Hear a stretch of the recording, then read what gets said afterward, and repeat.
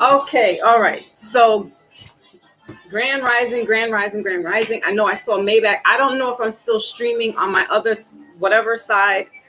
Uh, I don't know. I don't know what happened, what I did, but nonetheless, it's Mindful Monday. We're jamming out to some Orishas. I'm just gonna wait a few seconds because I don't know what happened. I set my live up. I don't know what happened. So I will just give it a few seconds for everybody to come through. I know I saw Maybach. I think I saw my Lotus. This topic today, yeah. So sorry, Lotus. I had to come out. I don't know if I'm still rolling somewhere else. I had like 17 minutes in there. So forgive me. Okay. So I'm gonna just wait a few seconds while we're doing that. I'm gonna get my info up. I got my notes today, Mindful Monday. So it's Spookism versus spirituality. I don't even want to make it a versus, but I'm gonna talk to you guys a little bit about, I don't want to say a prediction, but it was a prediction that I did on my all signs last week.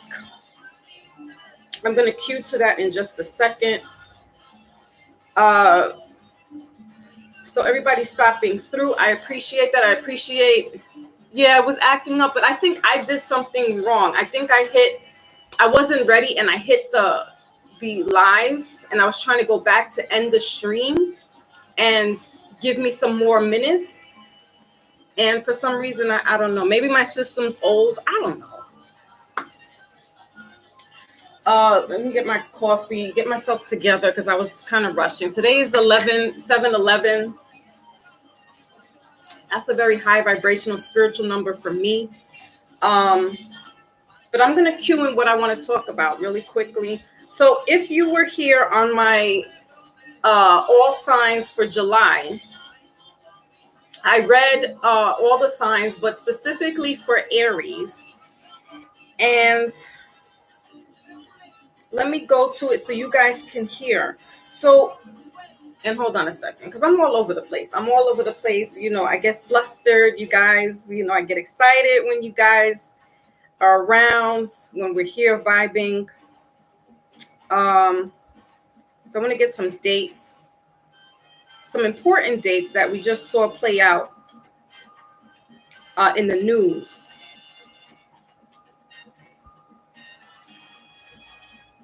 You know, my spelling is all off today too. Okay. And I'm having butterfingers. I think that's what my problem is. Okay. So I did a reading, when was it, last week or the week before? Let me cue that up so you guys can hear what I'm talking about. There was I don't want to say a situation, but there was something that happened down in Georgia last week, by way of Elbert County, the Georgia Guidestones. I know we've all heard about that. And if we haven't, there's these pillars that are down in Georgia, specifically kind of on an off-beaten pattern. It's not near any community per se, but there's these stones or tablets that have been erected. They were erected back in March 1980, and they were basically for some, I don't want to say the WS, I don't want to say the whole word out, but it's the WS people. And they had these tablets written out specifically for them. It's supposed to mimic the 10 Commandments and who should live, who shouldn't live, you know, what laws to go by, how many people should be living on the planet, right? So we hadn't heard about, the first time I heard about this was 2015. I ever heard about the Georgia Guidestones. Never knew about it before then. Let me just turn my music down a little bit. And so 4 days ago, something happened out of the Washington Post reports. Stonehenge, satanic, and cheered when blew up. All right. So there was a surveillance video that showed on July 6th. Now, I'm going to roll back to my tapes on my prediction that I did. See, hold on. Yeah, I got to.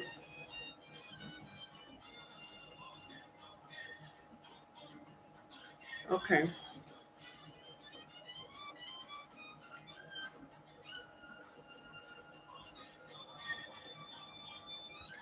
So it was 11 days ago, and it was the All Signs for Cancer. ARIES. Hold on a second.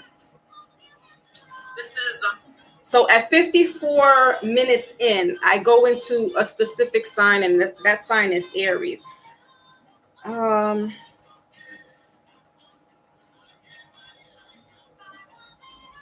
Okay, so I'm trying to set the stage for us. All right. So, and I still see that my other live is up, so that might be an issue with people coming over. I don't know how to work this.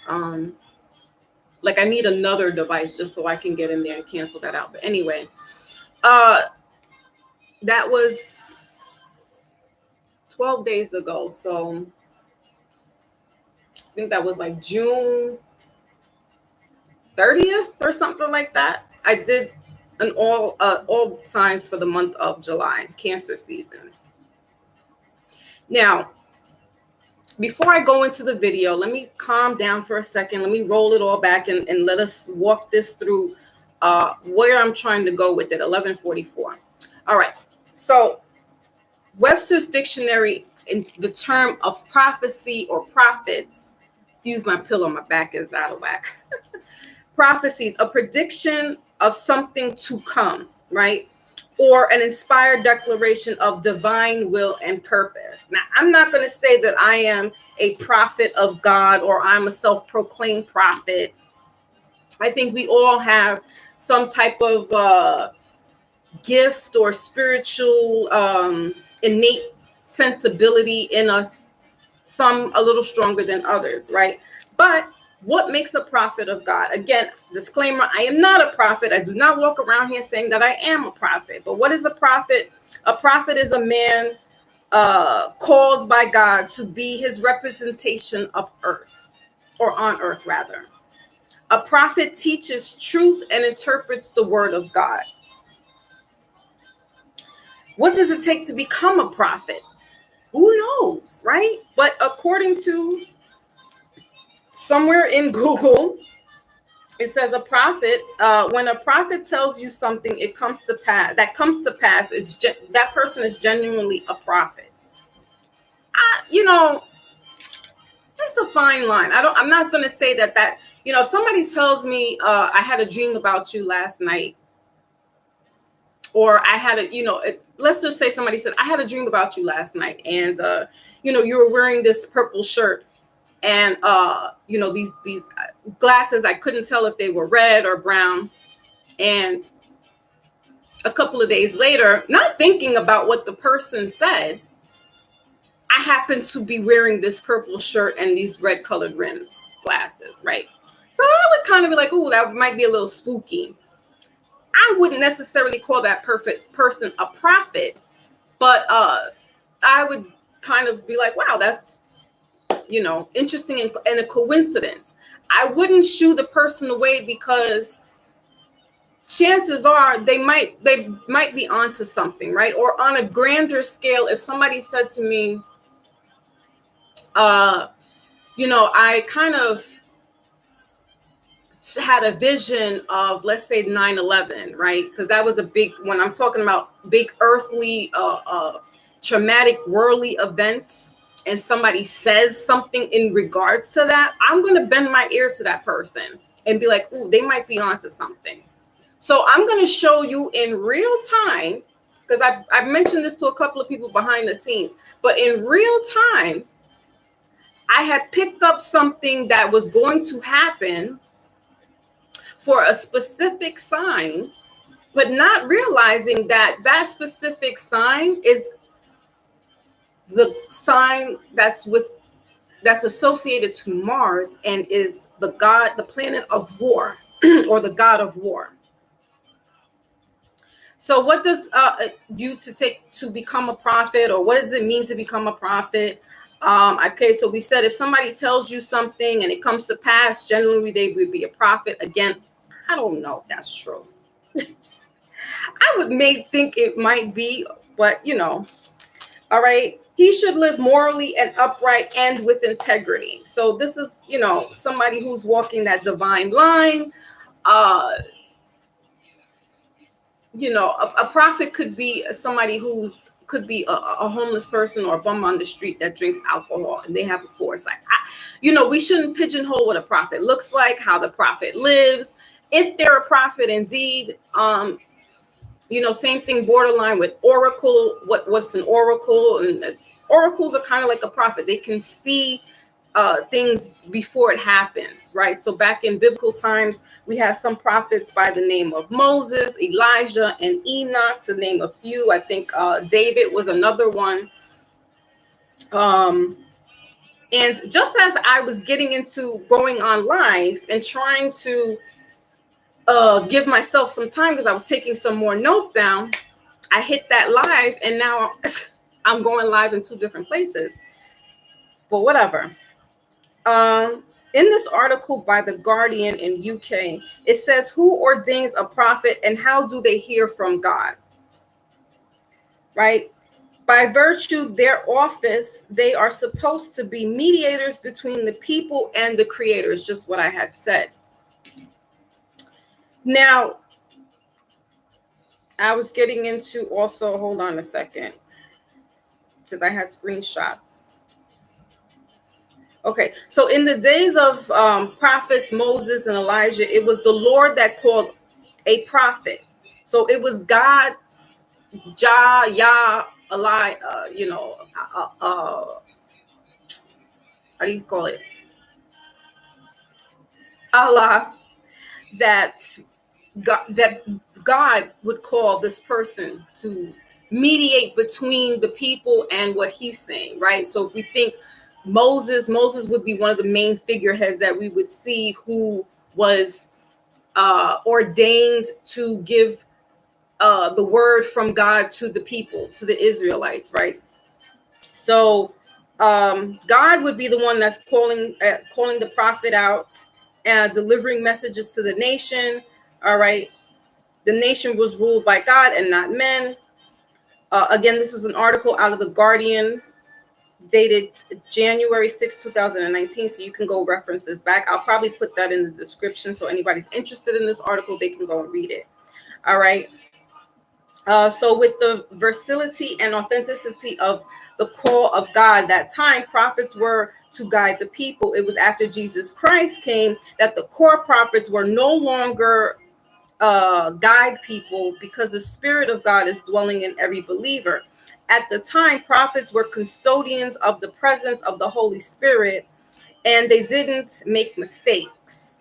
But now that Jesus Christ has come, prophets can now make mistakes, which is why Paul in 1 Corinthians says we can judge a prophet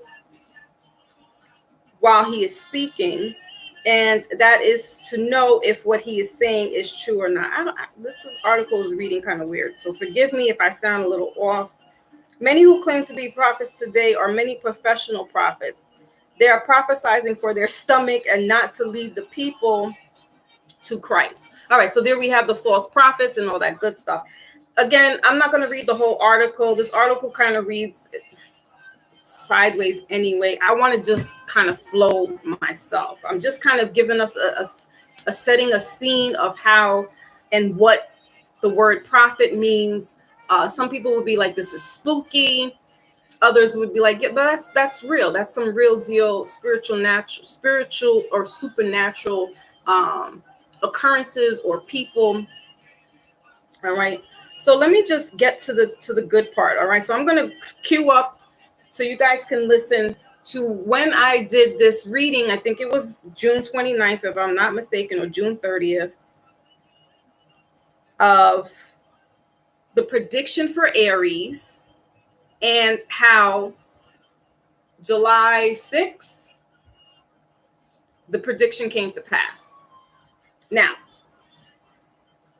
also, we were in a portal called the Ceres Dog Star Portal from July 3rd to July 7th.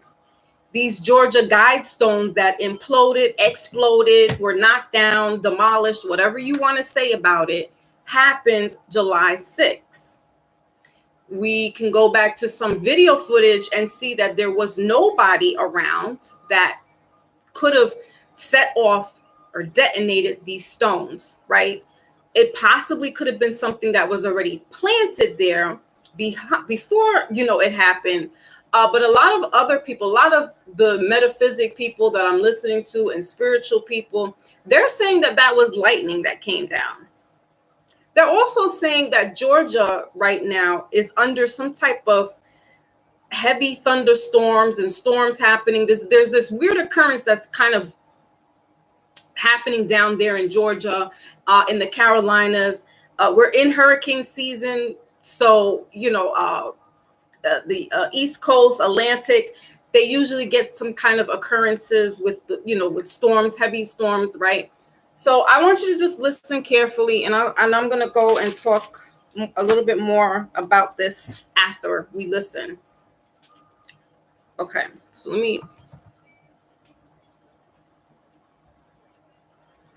okay. So this is me speaking on this reading, and I want you to just listen with all your eyes and ears, and you chalk it up to coincidence, prophecy, spirituality. You let me know. You be the judge.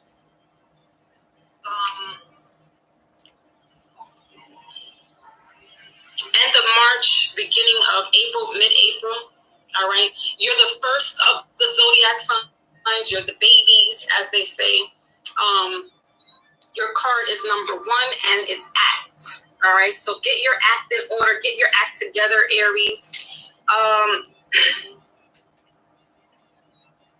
There could be some kind of turbulence going around you. Either geographically or within your home life or your family life. So tornadoes, I'm getting, if you live in a place that has a lot of storms or, tornadoes is what I'm getting. All right. Act on this, be prepared. Okay. Mars is your planet. So you need to get, this is the time for you to get moving, get cracking, is what I'm hearing, okay? So let's get your cards out, or cards for Aries, Sun, Moon, Rising, and Venus. Okay, so I'm going to pause there. Get cracking. And I'm going to continue some more because I just kept emphasizing some type of not supernatural, but some type of weather conditions were going to happen. And I said, get cracking, right? So if we look back to the Georgia Guidestones, we see cracking. What does lightning do? It crackles, right? It makes this, it looks like, well, that's thunder rather. Thunder makes the crackling sound, not lightning. And so I emphasize that, right? So let's hear a little bit more. I'm just shuffling the cards, so if you hear all that, that's me in the background shuffling.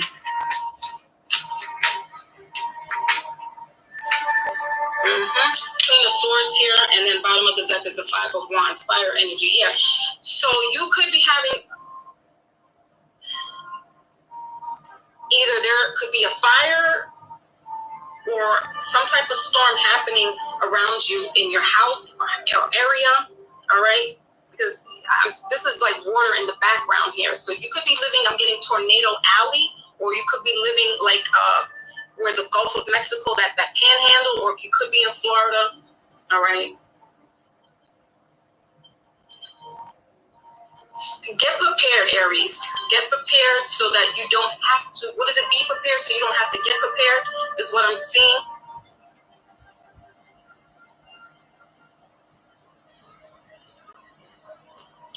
there's some type of storm. There's going to be a big storm happening wherever you live. If this is an Aries I'm channeling, this is specifically like maybe one person or two or whoever this Aries is. Could be East Coast, West Coast. There's either I'm getting flash flood or flash fire. All right, where people are gonna this. Okay, flash, right? We look at the I'm just trying to draw the map. Again, you guys can decide whether that's really, prophetic or Foxy, you're just reaching. But I don't know.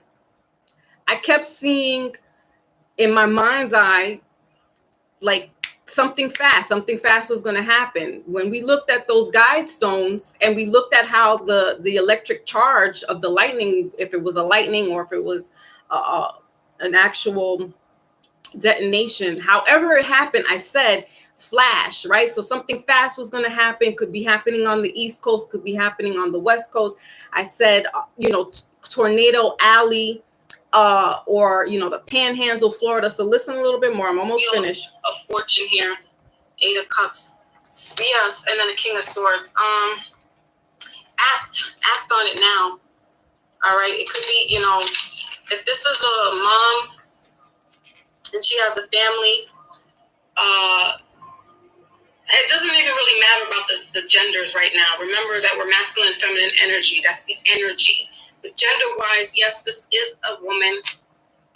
But the Queen of Swords is kind of like this curt, kind of abrasive, very, she could be rude. Now is not the time for that type of attitude. Now is the time to, like I said, get prepared, because what I'm seeing, this could be coming up in the month of July. Is this type of, and Florida is the, what do they call that? The tornado, what is that? Hurricane season. We're in hurricane season right now for Florida.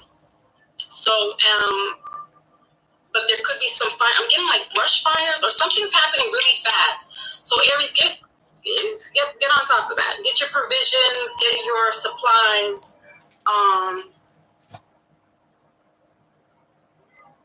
Okay, so we're going to stop it there because I'm just giving some advice. I also want to read a little bit out of the power of Orishas. Okay, so the Orisha of lightning and the Orisha, you remember? Again, I could be reaching, but not really. So if you get it and you understand it, you're going to be like, oh, snap. Because the people that I let them listen to, and then this played out with the Georgia Guidestones, was like, oh. So no, it wasn't a storm. But like I said, some people who live down in Georgia have been, and Georgia is not too far off from Florida, right? Because if you hit down to Savannah, then you get Jacksonville. If we start doing coordinations here now. So is a prophet or somebody who can see, the future or something, can they predict the exact date, the time? I don't know. I don't really know. But there's this foresight that people can have, that they can see certain details play out in the future. Now, when I've done readings for people, personal readings, or even when I've done mini readings, people have come back to me and said, sure enough, maybe a day or two later, that what you said came to pass. Now, I couldn't specifically know details of it, but somebody who can kind of see, who's a seer or an oracle or a prophet, it's something that's on a grander scale. They're not looking at the fine details. So, I mean, somebody who could really pinpoint details, I would say, wow, that's awesome. That's dope. But for the most part, especially in my experience, there's certain details that I can see, but it's not specific. You know what I mean? So, like, just giving you what I had did for that reading a couple of weeks ago for the Aries reading, no Aries person came back to me and said, you know, we had a storm, or, you know, we had to leave our house. Right? No, I haven't gotten that kind of response back. But I know that the God of thunder and lightning, also the Orisha, Oya, and Shango, that's what they deal with. So Oya is the Orisha of storms and moving things out of the way, getting things done really fast. Shango is the Orisha of thunder and lightning. All right. And what are the Orishas? The Orishas are gods, if you will. Some were men. It's just another pantheon or pataki of religious, if you want to put it like that, religious. Now, I want to be careful what I say, because I really am not too savvy into this type of religious aspect. But I know, reading and getting more knowledgeable, I know certain Orishas, specifically Shango and Oya, because that's who I kind of associate with. So these, well, let's read what they are first of all. All right, so this is coming out of the Santeria. All right, so Santeria is an Afro-Caribbean, Afro-Cuban religion. So I didn't want to say religion, but you know, we're gonna chalk it up to that. Somebody wrote this, and that's what they said, right? Based on the amalgamation between the magical religious beliefs and practices of the Yoruba people, and Zeus, right? Thank you. So Zeus is coming out of that Greek mythology, Greek god, but it's all coming from ancient civilization. So the Greeks put their spin on it and gave us Zeus, and then we have the Aphrodite. So they're all kind of mimicking Heru, Osiris, that kind of pantheon, because they came first. Osiris and Isis. So that's before Zeus, but that's where they're getting it from, right? Hercules is supposed to be God of Jesus. So they're all kind of stories mishmashed into coming really derived from one thing, one kind of storyline, right? But in the Orishas or Ifa, it's coming from the Yoruba people, which is out in Africa. All right. But specifically, Santeria is done by the Caribbean or Cuban people, mainly, that came from Africa. And under, Catholicism, they had to hide their practices. Instead of using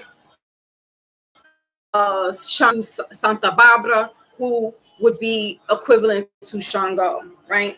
So in the Catholic Church, they disguise the Orishas as saints, all right? And the Yoruba proliferated extensively, and they became the Lukamai. The word is meaning friendship. Lukumai, all right? Some authorities believe that the word Lukumai is derived from Okumai, which means I am Oku, a term described in Yoruba in Sierra Leone, again coming from Africa. All right, so Santeria is known in Cuba as La Region Lucamay. All right, so that just means the Lucamay religion. The original Yoruba language interspeeds the Spanish terms, and corrected through centuries of misuse and pronunciation, also became Lukumai. It's just different the way different spellings and the way you say it. All right. So today, most of the Lukumai terms are used in Santeria, would not be recognized in Yoruba in southwestern Nigeria, the country of the origin of the Yoruba people. So the way people here, or in Cuba rather, I would say most of Cubans and Puerto Ricans do Santeria. They do this kind of religion, if you will, where you have Haitians that do voodoo, voodoo, and Americans, especially like in New Orleans, they do hoodoo. It's pretty much the same thing. It's just little derivatives of, okay, this is, who came first, the chicken or the egg? Because some people will say hoodoo is first and hoodoo is the true. I don't want to get into all of that. I'm just saying that these are practices that are all coming out of the melanated people first and foremost, right? And it's more of a spiritual connection. It's more, we don't need this. We don't need to pray to a saint. We don't need to pray to a person. We're praying to the spirit of creation, right? We're praying to source. So the Orishas, or Orisha, excuse me, if you need certain things to happen in your life, you need crops to be taken care of, there's famine in the land, or there's lack of water and we're praying for rain, you would pray to Oshun, or you would pray to Oya, right? Because she's the one that brings in the floods and the floodgates and the storms and stuff, right? So in those days and that practice, that's how these Orishas would play into the everyday life. So they wouldn't be praying to Jesus. They wouldn't be praying to Archangel Michael. They weren't that's not what they were. They just knew they were praying to supreme beings that would act on taking care of their lands, right? Or if they needed some hexes to be done, they're doing that, and they're praying, and they're using that spirit to help them get these things done. Could everybody do that? No, they would have one person or two, could be a male and a female high priest, high priestess, that would do these type of rituals or healing practices. So not everybody, they wouldn't go to everybody. Ooh, Raz Girl's in the building, my beauty queen. Am I still live somewhere else in YouTube land? Because I think I'm live somewhere else, and it might be messing people up. So whatever, whoever's here, it's their message to hear and listen. So Raz Girl was one that I had played the all signs message, right, specifically for Aries, and I was talking about how that reading played out a couple of days later with what we saw as the Georgia Guidestones imploding, exploding, or whatever. So, do we want to say that's coincidence? Is that spooky? Is that for real? So that's what I wanted to bring. I had played my reading here a little while ago. So now I'm just talking about the Orishas and how Shango and Oya could very well be responsible for those guide stones, spiritually speaking, exploding.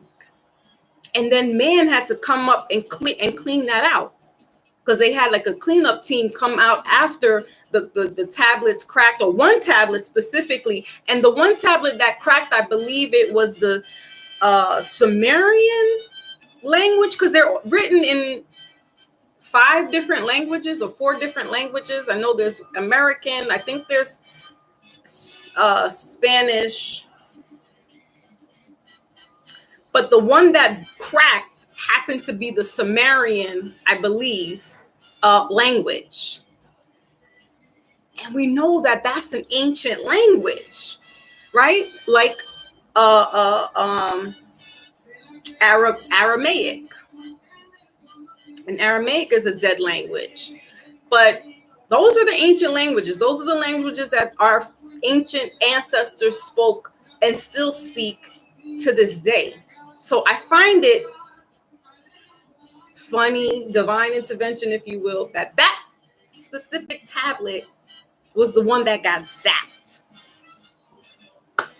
Then they had a cleanup crew come by and pick up the rest of the stones. So I was just reading a little bit of what the practices of Santeria or Lucumai is, right? And that's coming out of the Yoruba culture, Yoruba language rather, from Sierra Leone, southwestern Nigeria. All right. So during the slave trade, the Yorubas were brought to Cuba. Oh, excuse me. During the slave trade, the Yorubas who were brought to Cuba were forbidden to practice their religion by their Spanish masters. Let me grab my stone here, my selenite.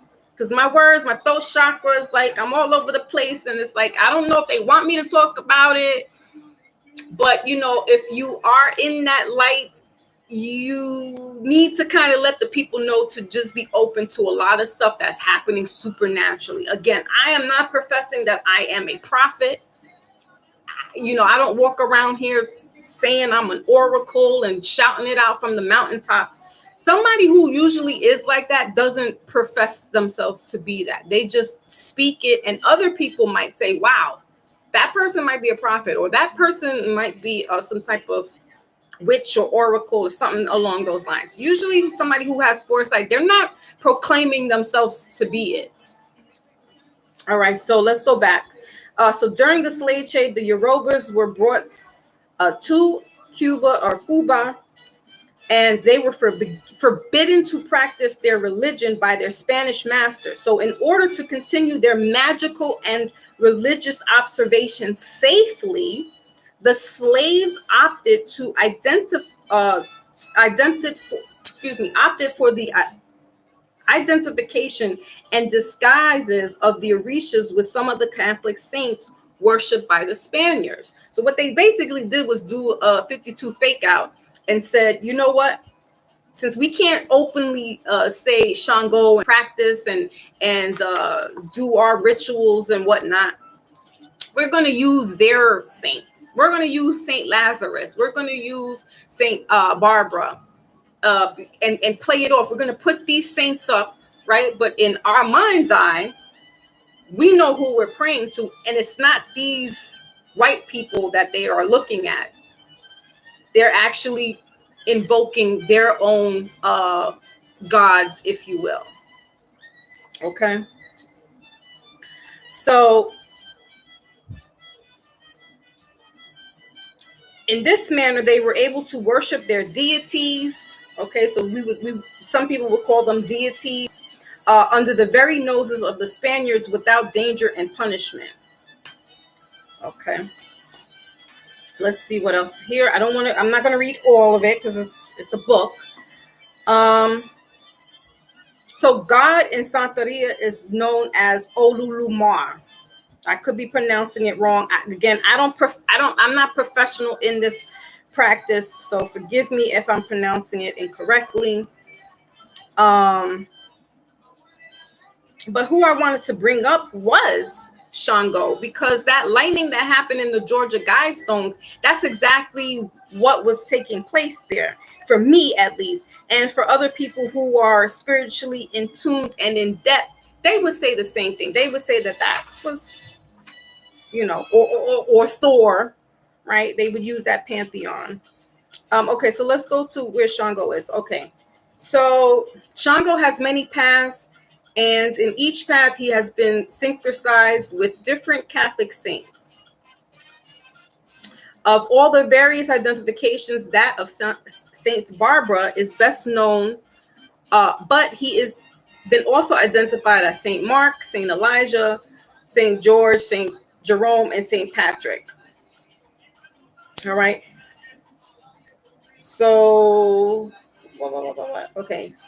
So for Santa Barbara, her special symbol is tower. and she's depicted in 3 ways. So here it just talks about how Santa Barbara looks, but how the Yoruba people kept their tradition, but using this saint as their image. All right. The African Saint Barbara is black and has 3 tribal markings of the Yoruba on her cheeks. She is crowned and her robes are blue and green. All right. So Shango is the most popular Orisha is seen as the symbol of fire, thunder, and lightning. He is the embodiment of passion, fertility, and raw power. He symbolizes dancing, war, and all the virtues of imperfections of human nature. Santeria envisions Shango as a powerful man of supernatural beauty. He is noble, hardworking, courageous. He's a staunch friend, a great healer, and a clever witch. But he's also gruesome, boastful, an incorrigible womanizer, a gambler, and a consummate liar. But he's charming and he's generous. Okay. So what I wanted to reach on was the fact that he is the symbol of fire, thunder, and lightning. And Aries would be the embodiment, that sign Aries would be the embodiment of Shango. So when I said that about the lightning or storms in my reading of the all signs under Aries, I didn't know that's who I was tapping into. So to me, it looked like something supernatural. Now, if we look back at the guide stones, some people could say that somebody from up in the air set a detonator off and they blew it up. It wasn't nothing supernatural about it. So that's why I'm like, well, is this spooky or is this real super natural spirituality things that are taking place? It's up to the person. It's to use your discretion, right? But I implore us to be mindful about things that are transpiring, especially when certain portals, or especially when you hear certain celestial linings, planet lineups happening during certain times of the year. It's not, if you're not into that, then I can't convince you, and I'm not here to convince you. But I am here to help you understand or see the way in some way to make it make sense for you. But then you have to use your own discretion. You have to use your own discernment if that makes sense for you or not. Because there's a lot of stuff taking place right now that some people are scratching their head just trying to understand, like, well, what is really going on?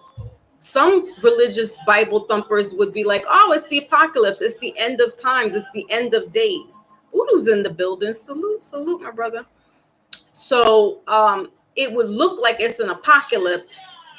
But when we did the reading, or when we did our Mindful Monday about the number 666 and how people in biblical times who wrote the apocalypse, to them, it looked like the world was ending because they were going through corruption. They were going through a volcano explosion, and that was looking like the end of times for them. So does that equate? Can we say, oh, that's what's happening right now? It looks like it, but it also looks like the ending to a new beginning. We're in the age of Aquarian right now. So a lot of things are starting to, so the old way of things, the old patriarch way is dying.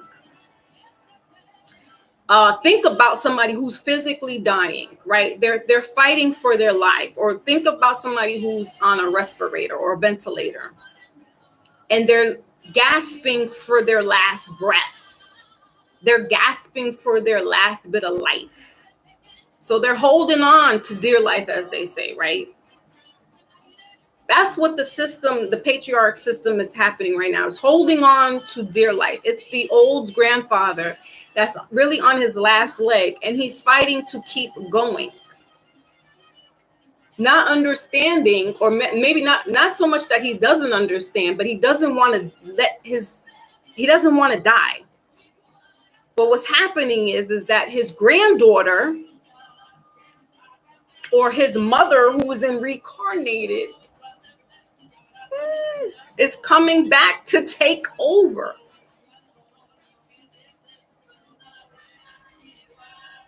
So think about, like, Brad's girl is in Texas.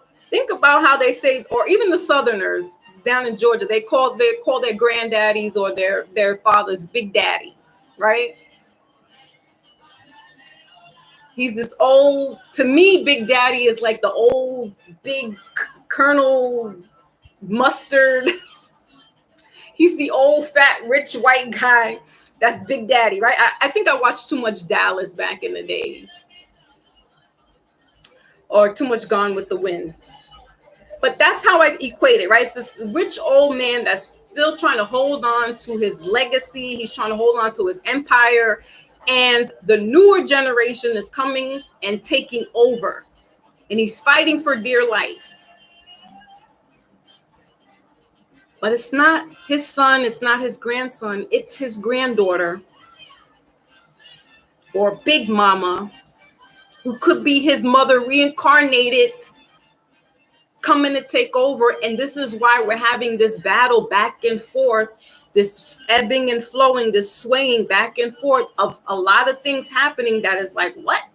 I mean, people going against each other, men going against women, women going against men, going against children, like, we're seeing this play out. If we want to read our Bibles and open up, it's like, whoa, this is the end of times, because we're seeing children going against elders, or not even so much children. Like, we had a situation in the Bronx, which I don't watch the news, so I didn't, I really don't try to watch too much of this stuff that happens, because it only messes my psyche up, and I'm going to be thinking about that. And I don't want to think about that. I don't want to live like that, because then I will be living in fear. And I already live in a most dangerous city as it is. So I don't want to turn on the news and watch that somebody got stabbed again, that somebody was accosted, that somebody was sexually assaulted. I live it. But people who are not from here will be like, oh my goodness. I lived in all the worst decades of New York City history. The late 70s, I was a little kid. Well, I was born in 76, so I didn't really live through that. But my mom told me about the blackout and the son of Sam Berkowitz, who was, taking women nurses and assaulting them and so forth and so on. The blackout of 77 in New York City, where, that was for 3 days. The city was in shits. Garbage was not being picked up because there was a strike with the sanitation department. And then the city went black. There was looting and there was robbing of not only people, but of stores. So then we had the 80s and having to deal with the methadone transitioning to crack, cocaine, drug dealers, all that stuff. Then the 90s with listen, so I've been through it. So everything that's being played out in the news right now, I don't want to see it. I don't want to hear about it, because I've lived it. Is it, putting my head in the sand and not paying attention? No, but it's like, listen, what else? It's dangerous. But if I live my life in fear, that's the worst thing to do. You got to kind of walk around here fearless. You got to be the lion in the jungle. I can't say that I'm invincible, but damn it, the hell, I'm not going to be walking around here too much in that fear campaign. So I don't watch stuff like that. So I didn't know what was really going on. And somebody had brought up on their platform this stabbing of a bodega worker. I didn't know the guy was a grown ass man. I thought he was a kid. He looked like a kid, because I wasn't really paying attention to the footage. So what I'm saying is people are going against one another.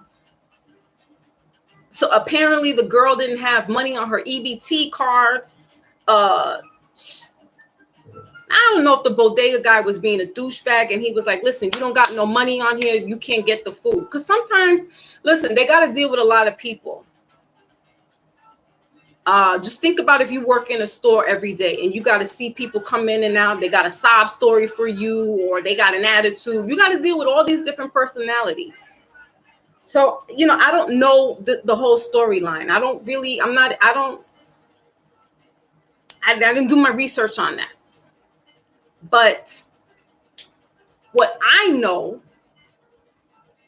of the bodega people that I associate with, you know, they come across a lot of weirdos, friendly people, and, you know, people with attitudes, people who don't, you know, they come across all types of personalities.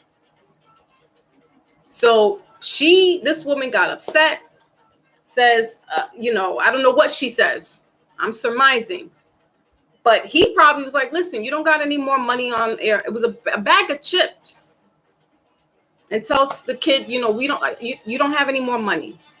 She goes out. Now, we don't know if the bodega worker insulted her, because we got to be very clear here. Everybody has a form of, I'm not going to say racist, but a form of prejudice towards each other. And behind our closed doors, we definitely do talk about one another. We can't, no, are Black people racist? No, but they can be prejudiced. Are Puerto Ricans racist? No, but they can be prejudiced.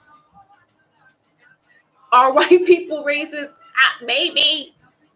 Because we've seen the Europeans play this out, right? With the colonizers, the Portuguese, the Dutch, you name it, the Europeans, period.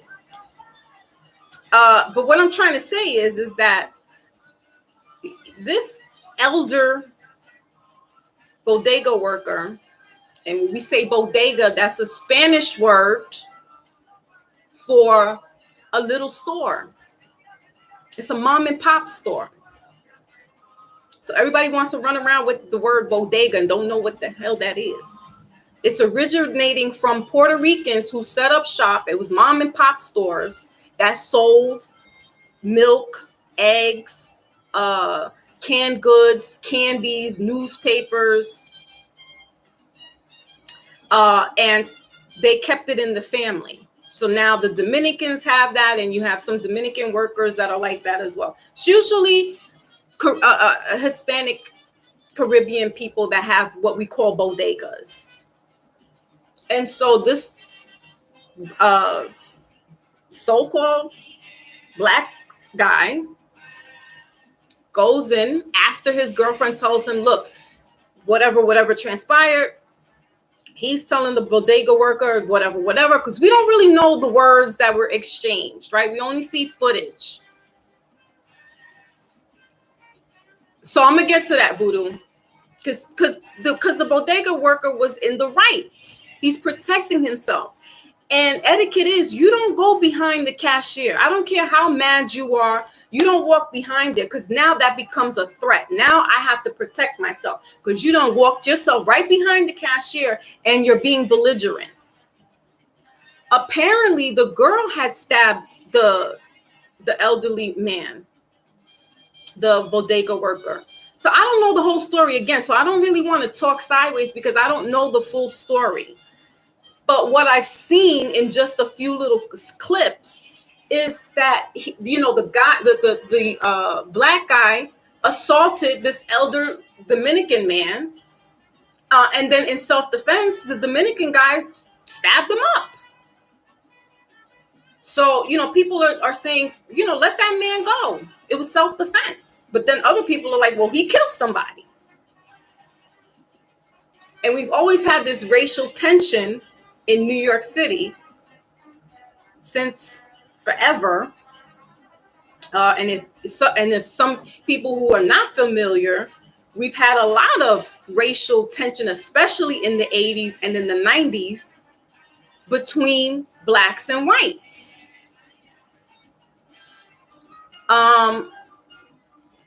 In certain neighborhoods, even in the Bronx, but specifically in Brooklyn, you just don't go into at night. So while we didn't see the, KKK running through their sheets and burning crosses, they were wearing plain clothes and doing some real detrimental stuff to other people. So New York City, the Northeast, we definitely have our own cases of, if you want to call it, racism. It just doesn't look like what it looks like down in Georgia or North Carolina or Alabama or Mississippi. It's a different type, but it's all the same beast. They just know how to be a little more savvy up north. They're slick with it. But don't sleep on them, because they still will do the same thing that their cousins down in Alabama do.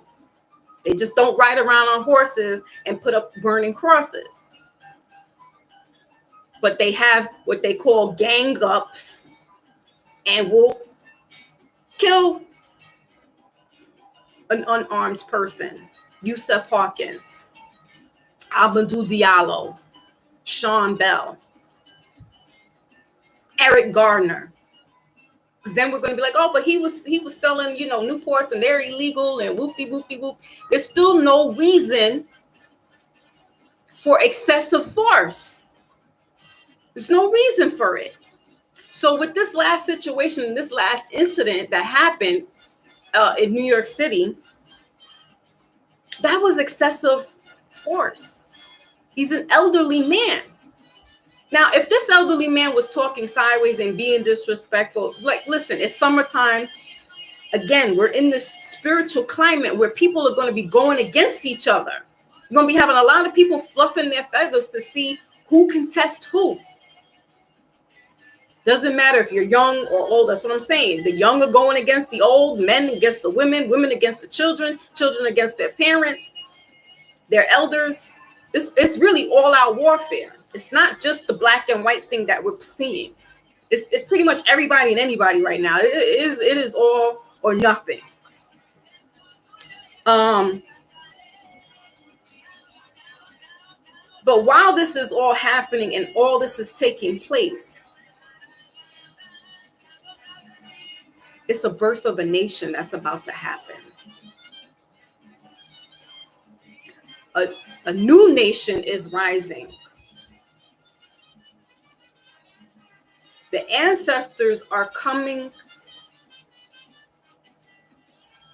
back or reborn, or they've been here all along, and just some of us who are those ancestors who were lying dormant are now being awoken.